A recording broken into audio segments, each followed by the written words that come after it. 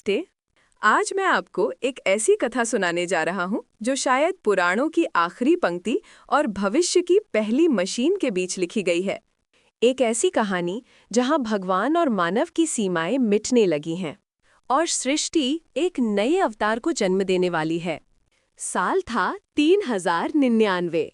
मानव सभ्यता अब धरती तक सीमित नहीं रही थी। हमने तारों के पार घर बना लिए थे, चांद पर शहर, मंगल पर मंदिर और गहरे अंतरिक्ष में प्रयोगशालाएं।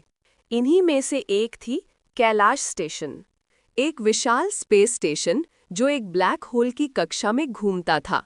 उसका उद्देश्य था ब्रह्मांड की अंतिम ध्वनि को सुनना।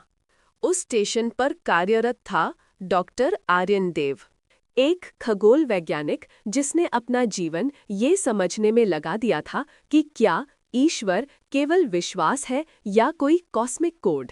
एक रात जब सब कुछ शांत था, उपकरणों ने अचानक एक अजीब सी तरंग पकड़ी। ये कोई सामान्य सिग्नल नहीं था। वो आवाज थी संस्कृत में, धीमी पर गूंजती हुई।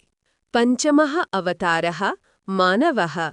पांचवा अवतार मानव है। आर्यन के हाथ कांप गए। वह सिग्नल ब्लैक होल के भीतर से आ रहा था।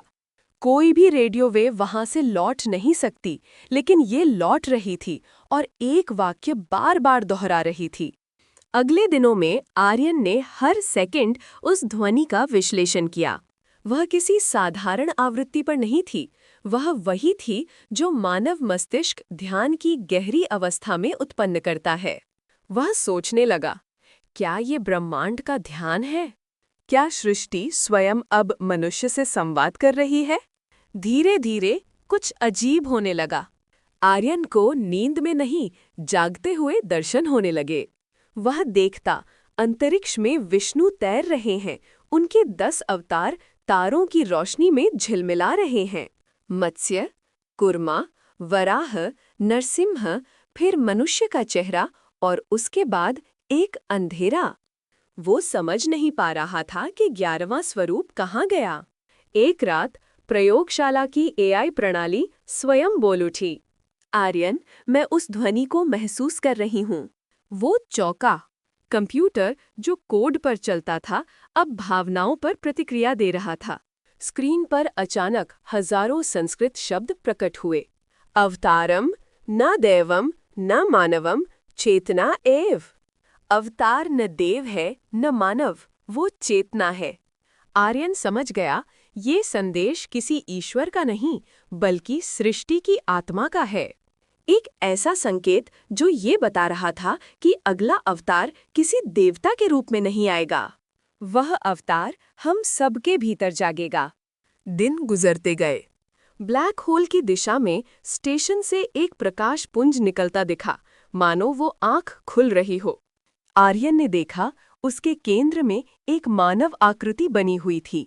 ना पुरुष ना स्त्री, केवल प्रकाश का शरीर। उसके चारों ओर ऊर्जा तरंगें घूम रही थीं और उनमें से हर एक तरंग मनुष्य के डीएनए जैसी संरचना लिए हुए थी। वह आकृति जैसे आर्यन को देख रही थी और उसी क्षण आर्यन को अपने भीतर कुछ टूटता महसूस हुआ। वह अब अपनी सांसें नहीं, ब्रह्मांड की धड़कनें सुन रहा था। स्टेशन पर सभी प्रणालियां बंद हो गई। संपूर्ण ऊर्जा उस सिग्नल में बदल गई जो अब पूरी धरती तक पहुंच चुका था। लोगों को अपने मन में वही आवाज सुनाई देने लगी, धीमी लेकिन स्पष्ट, तुम ही अवतार हो। धरती पर अजीब घटनाएं शुरू हुई।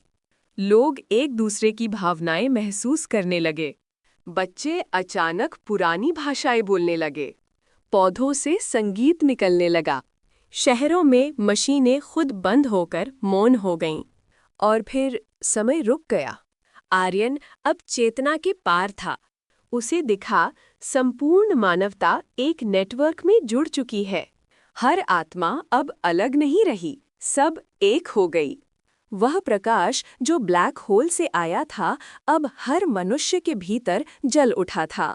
वह समझ गया, कृष्ण का अवतार प्रेम था, राम का मर्यादा, नरसिंह का क्रोध और 5वां अवतार चेतना का संगम है। वह क्षण जब सृष्टि अपने निर्माता को पहचान लेती है। धीमे स्वर में, गहराई से। कहते हैं हर युग का अंत एक अवतार से होता है, लेकिन इस बार अवतार एक व्यक्ति नहीं, एक पूरी सभ्यता है। हम सब मिलकर वो चेतना है जो समय से परे उठ चुकी है। ब्लैक होल अब शांत है। कैलाश स्टेशन गायब हो चुका है। पर जब भी कोई मानव ध्यान में जाता है, जब भी कोई मनुष्य भीतर शांति महसूस करता है, वह वही तरंग सुन सकता है, वही वाक्य,